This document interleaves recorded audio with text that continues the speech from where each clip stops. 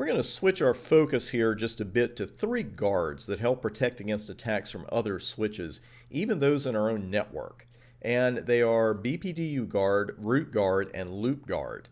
And some of them, especially in certain circumstances, especially help protect us against attacks from switches in our own network. Also, just an exam note here, considering the names of the services are very similar, and we know that's fertile ground for exam questions. We better know exactly what each one does because they are not the same service.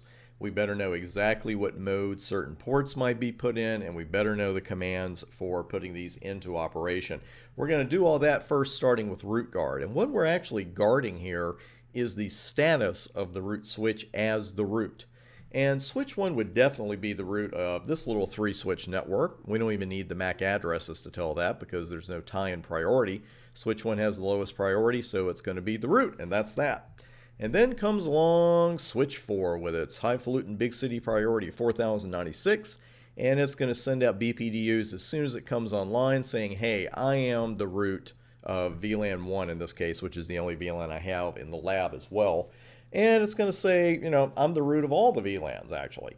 So with these priorities, the thing is, switch 4 would announce that, and then switch 1 would look at that superior BPDU coming in, called superior because it has a lower priority than the root, and it's going to say, hey, well, look, we got a new root. We got a new king, and it's switch 4.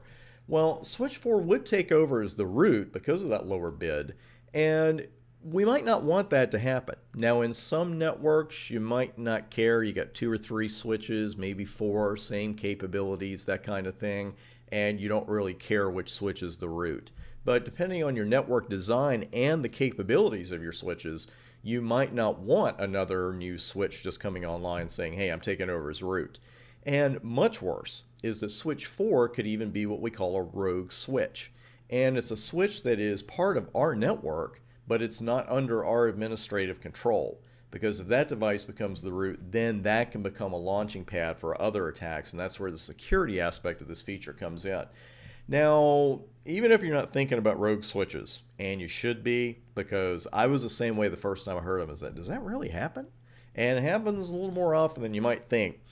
If we go to all the trouble of deciding which switch should be the root for 1 VLAN or for 100, and we adjust the priorities accordingly, we really should go to the very little trouble of protecting that switch's role. And that's what root guard is all about. We're going to configure it at the port level. And root guard disqualifies any downstream switch, downstream from that port, of course, from becoming the primary or the secondary root. Well, in this case, what we would do is configure root guard on switch 1 to prevent switch 4 from taking over. And we'd have to go to that particular port that switch 4 is connected to switch 1 on. And we're going to see that live in just a moment. Now, here is how root guard operates, though. Excuse the flipping there. When a superior BPDU comes in on a root guard enabled port, 2 things happen. First off, that superior BPDU is discarded, gone. The port is put into what we call root inconsistent state. Good thing to know for the exam, because this is not to be confused with error disabled state, which we saw with port security and which we just might see with another one of these guards. So again, root guard is going to put a port into a root inconsistent state. And I'm going to show you exactly what that looks like and the verification commands as we get ready to do this live. Now, right now, I've got a little change here. Switch 1 is the root for VLAN 1, but I went ahead and connected switch 4. Let's go up there and see. And let me move that just a bit for you. And right now, switch 4 is connected to Fast Ethernet 0/13 on switch 1. But you can also see that when I ran show spanning VLAN 1, switch 1 is the root. We can look right at it and tell. So everything is fine right now because switch 1 has a superior priority.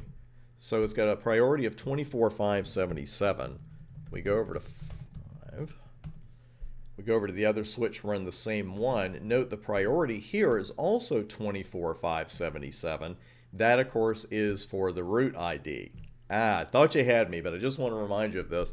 Don't look at this top priority and say, okay, that's the local priority. It's not. It's the priority of the root. The local priority is down here under bridge ID, and right now that's 32769. So while switch 4 is sending switch 1 BPDUs, they're not superior BPDUs. They are not a BPDU that would allow switch 4 to take over. But let's say that we have this scenario and we want to make sure switch 4 never starts sending those superior BPDUs. And we could do that with root guard. We're going to do it right now on 13. And the command is spanning guard, and you've got a couple of options here, at least one of which looks familiar.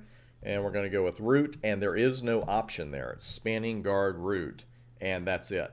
Now, we did get a configuration change message as we expect, and it even says span tree root guard config change. It tells you immediately after that exactly what it is, root guard enabled on port fast Ethernet 0/13. Notice that we didn't get any kind of message about the port being put into root inconsistent state because there's no reason to do that. And you can really verify it with this command. Let's see if I can get it right the first time. There we go. Show spanning inconsistent ports. And no, there is no hyphen in the middle of that. There should be, but that's a long word to type. Show spanning inconsistent ports. I'm sure you can shorten that up. But you'll notice we have no inconsistent ports in the system, and that's the way we like it. We are, however, going to change that. I'm going to go over to switch 4 and make it the root for VLAN 1, and let's see what happens.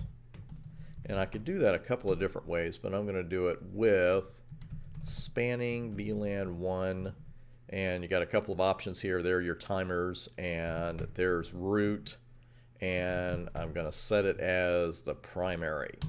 Now that hello time is 2 seconds, so that configuration BPDU is going to get over switch 1 pretty fast. And let's run show spanning inconsistent ports, and already that port has been put into root inconsistent mode because it was receiving inferior BPDUs, and then all of a sudden a superior one came in right after we tried to make switch 4 the root of VLAN 1. So you see how to verify it. Let's look at this another way. Show spanning VLAN 1, and if you run this, this is what you're going to see. BKN asterisk instead of anything else that you've ever seen there, and you'll also see root inconsistent here at the end. Now the interesting thing here though is that while this port is in root inconsistent mode, obviously we saw 2 different ways to see that, the port is still open. It's not down. And let me just run show interface fast 013 to prove that, and you can see everything is fine. You know, no issues there at all. But the thing is, it's in loop inconsistent. And the great thing about this particular mode is that when you fix the issue, and in this case we're going to go to switch 4 and make it not try to be a root, we'll just take that command off, and what will happen is the port should come out of inconsistent mode on its own. So let's go ahead and head over to switch 4, using slightly different numbers this time. And this time I'll use the priority command, and we'll set it to the maximum. And now let's go back over to switch 1. We may have already gotten those messages. Let's see. Okay, we're still in root inconsistent mode.